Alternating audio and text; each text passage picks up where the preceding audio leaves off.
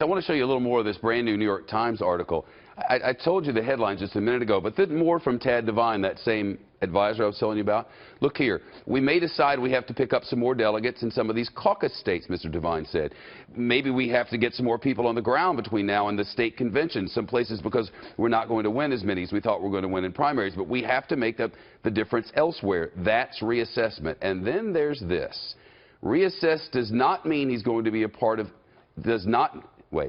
Reassess does not mean that he's not going to be a part of this race, Mr. Devine said. Reassess does not mean that his message, that we think is the most powerful message, is going to change. Let's bring in Heidi Przybyla now. She's a senior political reporter for USA Today. I don't think anybody is openly from this Clinton campaign saying to the Sanders campaign, get out. Not right now. What they're saying is stop beating us up, because it's going to hurt us down the road, especially if after today it's going to be crystal clear that Bernie Sanders can't win. Is that your understanding of things as well? That's exactly how they're feeling. I talked to them this morning, and that's why you hear the Clinton campaign and the candidate herself repeatedly hearkening back to the 2008 model when she enthusiastically got behind Barack Obama when it was clear that she wouldn't have the votes to clinch the nomination. In this case, we don't know what reassessment really means, because I think you showed yourself from reading two separate portions of that article that were kind of contradicting in terms of them. Are they reassessing their approach to just gathering delegates, or are they reassessing their message? I think it's the latter. If anything, Shep, I think they're going to have to reassess basically how they talk about Hillary Clinton. I talked with her campaign this morning, and they said, look, we think it's totally fair game for them to, draw points of distinction on issues that are important to the American people. But the question from their perspective is he going to continue to attack her in a way that they feel is kind of personal, like calling into question her judgment?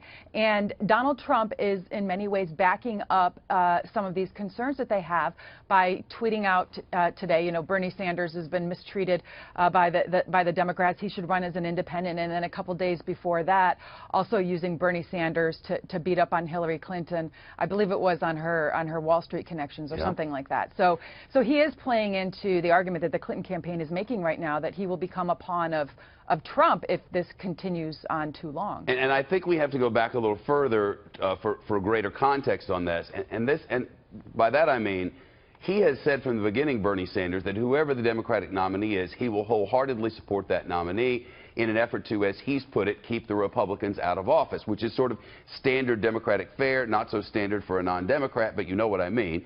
Has there been anything since those early statements, and they were forceful and clear, anything that suggests that he's changed his mind on that? And if not, then doesn't this make perfect sense?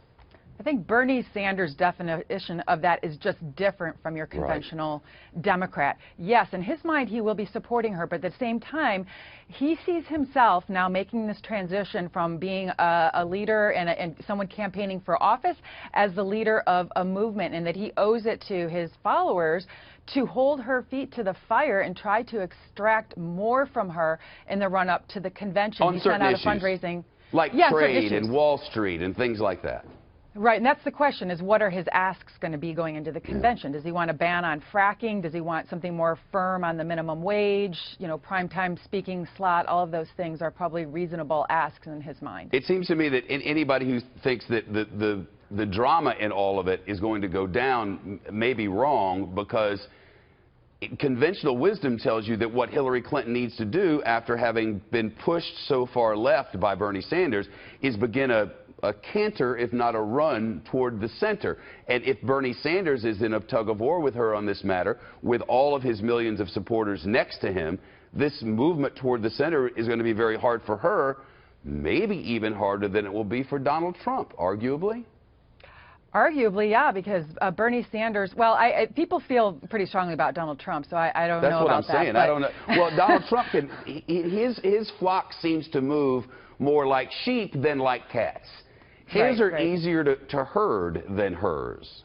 Yeah, well, I think that we're seeing that in the polling right now, right? Where Yeah, that's about where I got it. 40%, yeah, 40% of his voters are saying that, you know, they wouldn't support her, or potentially wouldn't consider supporting her. However, Shep, I went back and looked at 2008, and by the time it was all over in June of 2008, there was about 40% of Hillary Clinton's people saying they wouldn't vote for Barack Obama. So really, it kind of falls on Sanders, like it did to Clinton, to try and rally those people. But Hillary Clinton also has a role in this, right? If she's the winner, she's got to extend an olive branch to him. And I just think in this case, because Bernie Sanders does see himself as the leader of kind of almost a new political movement, that she's got to offer something to him in addition to that. And I think that's where she's irritated, because she thinks that's not how those aren't the rules. That's not how it's been in the past. That's not what I had, you know, what I did to Barack Obama. So Bernie Sanders, you know, fall in line. But it's not gonna go down that way. It doesn't feel like it. At least for now, the rules are out because of one guy. And the sentiment across the nation too. Both of those things. Heidi Przybyla, nice to talk to you. Thank you.